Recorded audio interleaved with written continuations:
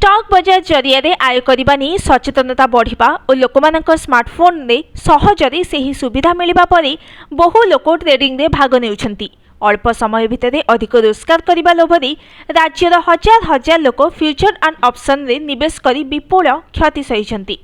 भारतीय प्रतिभूति और विनिमय बोर्डर एक रिपोर्ट अनुसार 2023-24 आर्थिक वर्ष में F&O रे राज्यर 1,60,000 रु अधिक ट्रेडर अंशग्रहण करथिले। सेही वर्ष ओडिशा ट्रेडरंकर हाराहारी मुंडपिछा क्षति 19,000 टंका रही।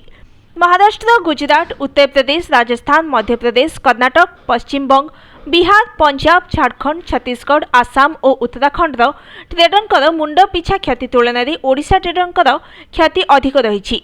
F&O रे हेउथबा क्षति संपर्क में सेबी पंजीकृत आर्थिक परामर्शदाता कृष्णदत्त कहिसेंती जे एही वर्ग को बृहत संस्था गुड़ी को दृष्टि रखी प्रस्तुत कर सेमाने जटिल कंप्यूटर एल्गोरिदम और स्वतंत्र टीम जरिया एही ट्रेडिंग करिथांती, सेतिपई सेमाने लाभ करंती। F&O रो परिकल्पना सेमानकु दृष्टि रखी करा जायथिला। यह साधारण लोकंक पई नुहे। किछि लोक शीघ्र आय करिबा आशारे F&O रे ट्रेडिंग करी क्षति सहुछंती।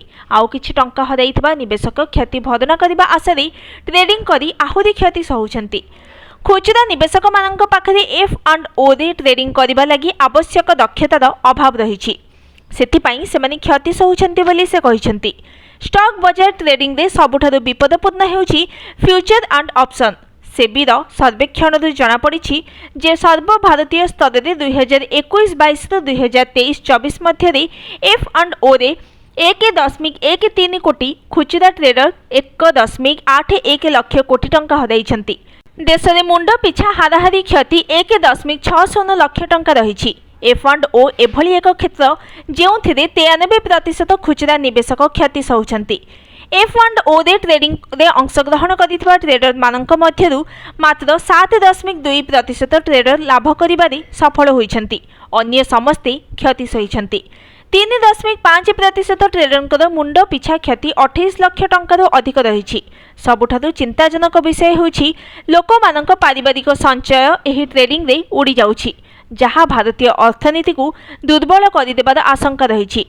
निकटरे अर्थमंत्री Nirmala Sitharaman, reserve bank governor Shaktikanta Das और सेबी मुख्य माधवीपुरी बुच F&O रे लोकमाने हराउथबा संचय राशि को नहीं चिंता प्रकट करथिले। F&O खुचरा निवेशकों लगी घातक होइथिबा बेले वैदेशिक संस्थागत निवेशक बेस लाभ करुछंती।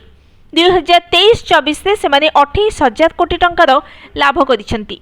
अन्य पक्षरे खुचरा निवेशक माने क्षति सहुथबा बेले कारबार फी बाबद प्राय 61,000 कोटी टंका खर्च करिछंती। सेबीर सर्वेक्षण जनापड़ी जे F&O क्षेत्र में 30 वर्ष कम बयसर निवेशक मानक हार 43% को वृद्धि पाइछि। एही क्षेत्र में ट्रेडिंग करुथबा 75% खुचरा निवेशकंकर वार्षिक आय 5 लाख टंकारु कम रहिछि। Bureau report, news today.